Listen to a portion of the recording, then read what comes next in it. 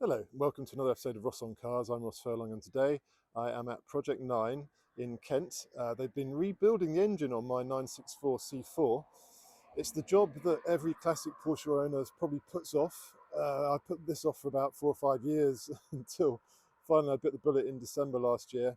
Lowe here has been working on the engine. He was recommended by Paul Devyea, who sold the car to me 11 years ago, actually. And there's quite a few guys that will do this sort of work for you. But I know Cliff, he's done work on the car before, and I was very confident that he could do a great job on it. So today I'm going to go and have a look and see what's been done, have a look at my shiny new engine, or at least refurbished engine, and see what they're going to do in terms of putting it back into the car.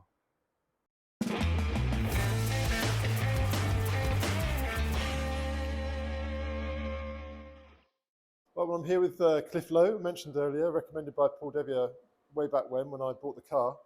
And Cliff's been working on this car on and off the last 11 years or so, I guess. So finally bit the bullet and asked Cliff if he would rebuild the whole engine. Which and we here have. it is. Yeah. So amazing. Looks a lot cleaner and shinier, that's for sure. Yeah, for definite. So we have got a bit carried away on this one. Lots of vapor blasting to clean all the engine cases. Right. Obviously, at your request, because it was quite in poor state, corrosion-wise, but it's to be expected for a car this age. And the worst thing being the covers and the tinware. So the covers have actually been, the valve covers have actually been ceramic coated, which will come up really nice. Right. And that should stop any sort of future corrosion. Right. And then the tinware, which literally you had nothing left of, has been replaced for this carbon tinware. This is quite unusual, isn't it, in a way? Yeah. To do this, it saved quite a lot of money, but it was quite a lot cheaper. Yeah. Yeah. And it does the same job, I guess, as the. And it won't corrode either. Right. It won't corrode away with time. So it'll just should long the test of time, I guess. So this is this like a full engine rebuild? Is that how you describe it, or because I know a lot of people who are thinking about getting this sort of stuff done, they're probably wondering whether they need a half engine or a full engine or quite what they need, you know? The reality is, until you actually come to strip it, it's a bit like Pandora's box situation. Until you actually get to see inside it, you don't really know that answer until you've got to that stage. Yeah, I had camshaft issues with this, didn't I? Yeah. I mean, that's something that we didn't expect. I mean, seriously, in 30 odd years, I don't think I've ever changed camshafts. Probably once or twice. Right. You know, for cars, but that's a very rare thing. Right. Your camshafts had the bit of the case hardening start to come off of them. Yeah. On some of the lobes, so obviously. You know, they had to be done, which are quite pricey items, aren't they? I think they're 800 quid or something each, weren't they? Was there anything else that you noticed that was unusual, or was it pretty straightforward apart from that? No, other than that, it was quite straightforward. Like I say, mainly just corrosion on the timing chain housings, the covers, which is all normal stuff for this sort of era. They're magnesium on these, which is a bit unfortunate. So your timing, your valve rocker covers and the timing housings and timing covers are actually magnesium. Right. Everything else is pretty much aluminium. Okay. So the magnesium corrodes more quickly, a lot quicker. Right. Yeah. So it doesn't test the timers very well. But no, other than that, it's all come up very well, as you can see. This powder coating was worked really well on the fan, hasn't it? I know. The housing's been powder coated. The fan's been done in a different colour, obviously to suit you. But also the engine support bracket, the tinware, some of the stuff you can't see, obviously. Yeah. And we've painted things like the strap for the, just to dress them up, things like that. The strap for the fan. Well, that's the bit you're going to see when you open the bottle. Exactly. Yeah, it's the aesthetic bit, shall we say? I thought as well, spending this amount of money on an engine, you at least want the fan to look nice, don't you? Yeah, you open it up, you've got some proof that definitely. You want to see where your money's gone, don't you? Which is fair enough. Yeah. But no, it's all come up very well. Obviously, but the internals, obviously the important part, the building part of it. Yes. So your barrels were good. The crank was all good. We just polished the crank. Right. And then you've had all new bearings. We pull the oil pump apart, dismantle the oil pump, have a good look at it, check it for wear and stuff like that. Okay. That was okay. Right. So there's a lot of internal things you didn't need, and then obviously you've had piston rings, the valve guides being probably the worst. Right. They were very worn. The valve guides. You've had replacement valve guides. Is that normal in a 964? Yeah. They suffer exhaust valve guides quite a lot because of the heat. I mean, 964s, they did actually put a little ceramic lining in the exhaust port to try and aid the cooling of the exhaust valve. Right. So the temperature in that side of the engine is much hotter. And that's what creates the wear in the valve guide itself. Yeah. So, Right. but yeah, stems are filled with sodium. Yeah. A lot of people don't know that. The inlet valve, it's actually the stem is hollow, and it's actually filled with sodium that aids cooling as well. Okay. On the inlet side. But yeah, we've done as much as we can do basically. So It's about 50 hours or so of work, I think, was the rough estimate. it's the Anyway, I suppose rough. until you get into it, you don't know Yeah, exactly. if you're doing a full build, Yeah. I mean, if you're doing a top end, it's probably more like 30. But it just depends on what you. It's more to be honest with you, the build time's not that long. It's more the cleaning and preparation. Right. And depending on the state of the engine when it comes apart, corrosion, broken studs, etc., that sort of thing. And you vapor blast pretty much all of it, do you? Or most of it, yeah. Is that partly to see, so you can see what's what in terms of? Aesthetically, it looks nice, obviously, but that's not the main reason we do it. When we vapor blast, like if we're doing, if we take crankcase, if we cut it down to crankcases, we'll split the crankcases apart, right. And if it all looks good, then fine. But if you're going to vapor blast anything, you've got to deplug it all. Right. So the spray cooler jets from the pistons have to come out. Right. All the aluminium blanking plugs have to come out. Because obviously you've got to make sure once you vapor blasted, you've washed it all out and there's nothing left in it. Right. But it gives you the opportunity to put a camera down all the oilways by deplugging it and checking that they're all clean of debris and there's no foreign material in there. Yeah. So it's just a much thorough job basically. It's a nicer way to do a build. Yeah. Much more thorough and nicer for us because we know everything is 100%. Yeah. So it's nice getting the photos as well, the sort of before and after photos. Chris has been WhatsApping me on with various pictures of what's been done as it's been taken apart, which has been great actually. Really see what's going on. Didn't understand a lot of it, but at least I can see what's been done. Yeah. No, so yes, it's basically all ready to go back in. So you're going to bolt it back in and then hook it all up. Bolt it back in, plumb it in, fit it up. Obviously fresh oil. We leave the top set of plugs out. We'll take the. I think it's got plugs in the bottom. Right. I think the top ones are actually not in there. Right. No, he's taking the top ones out.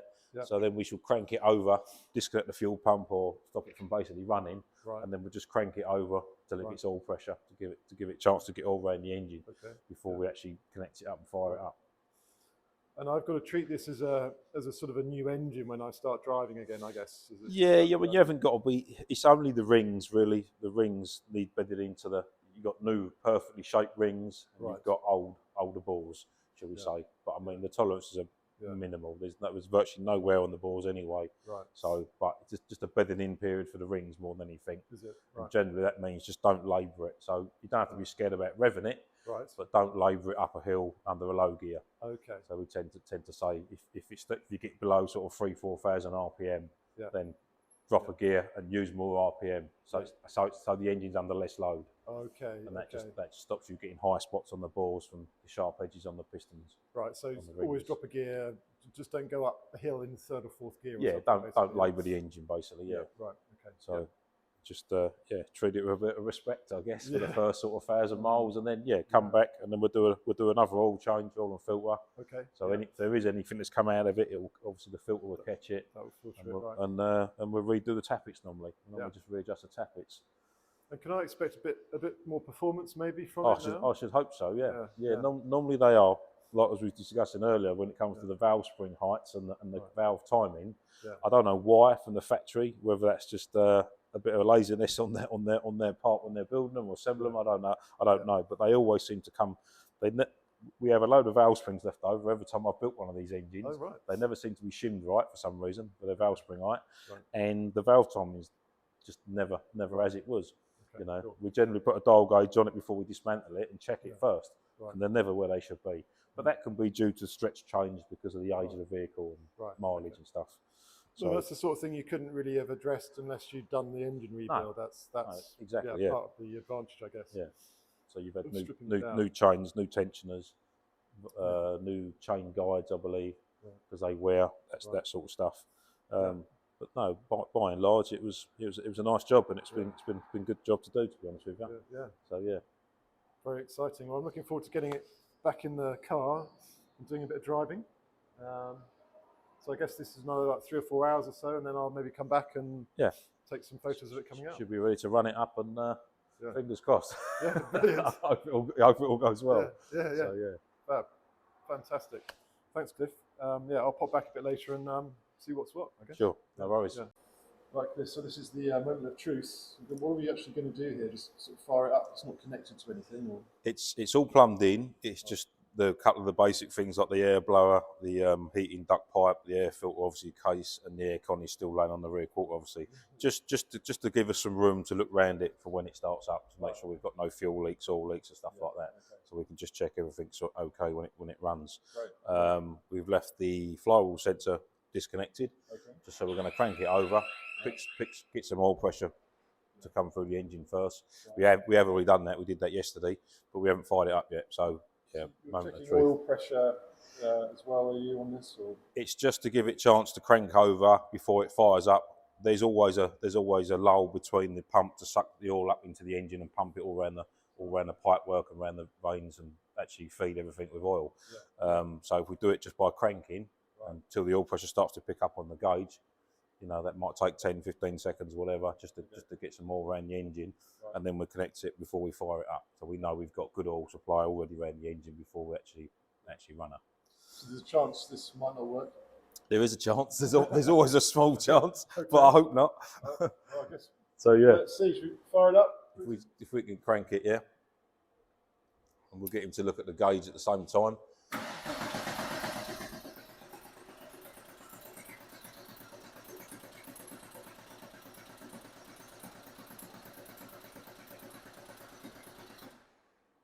So we've got oil pressure, that's good. Right, so we'll just plug this back in. And then away we go. Right, okay. Moment of truth. And there you go. So yeah, we'll just have a good look around, make sure that we haven't got any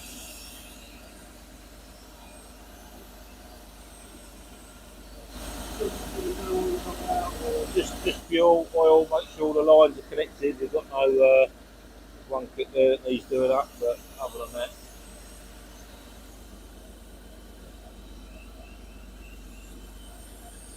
But yeah.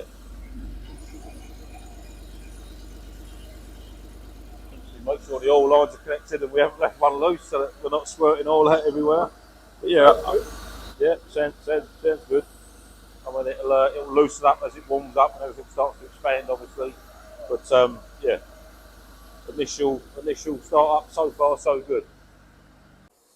So what happens next then? What's the next stage before I can see kind of, you know, get it? Right, so as you can see, it's quite warm there, and it's obviously venting a bit of, I guess, like, you know, just a bit of lubricant and oil and stuff where we've been obviously cleaning everything down, which is perfectly normal.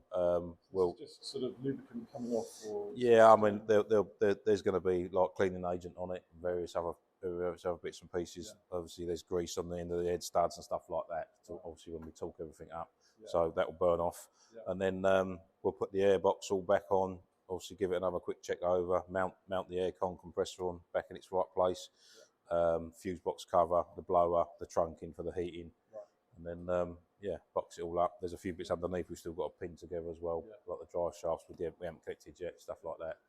And then and then we'll get it by the door and give it a proper run up. Right, great. And then and then eventually, once this stat's opened and it's done its cycle of stat and cooler running, then we'll under trays go and give it its first road test and go from there. And then it'll be back to the customer, obviously your good self, and then you'll be able to go and drive it and enjoy it again. Right. So we're about a week away from that point? No, not even that. Probably probably a day or two. You know. So yeah, at the end of the day, it will be pinned up and it'll have its first road test, and then it'll just get cleaned and obviously presented nicely, ready for you to come and collect and take away. Right, it'll be good enough.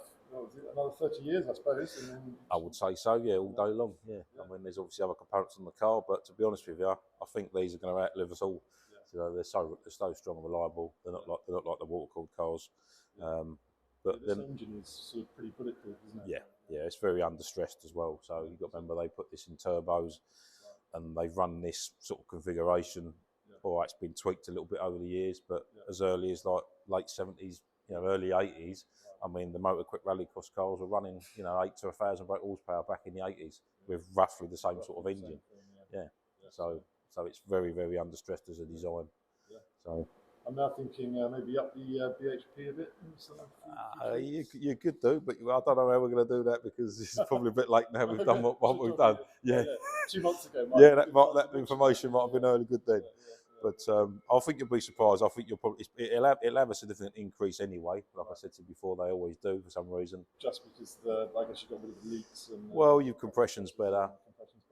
Look, fresh piston rings, fresh valve seats. You know, no play in the guides anymore. Yeah, so it should be back up to 250 roughly. I would think possibly even a bit more than that. Really more. Yeah. I've built standard engines before, and they've been touching like 300 brake horsepower. Really? So yeah. Like when we blueprint something and we look, we balance everything. But I can check it, I guess, if we run a test on it. Can always run it to the dyno and see what it's got. That'd be interesting. So find that out. Yeah, we know someone that can do that. That's not a problem. Brilliant. So Well, thanks, Cliff. This has been great. You're all right. No worries. You're welcome. Great job, and looking forward to driving it off a few days' time. Yeah.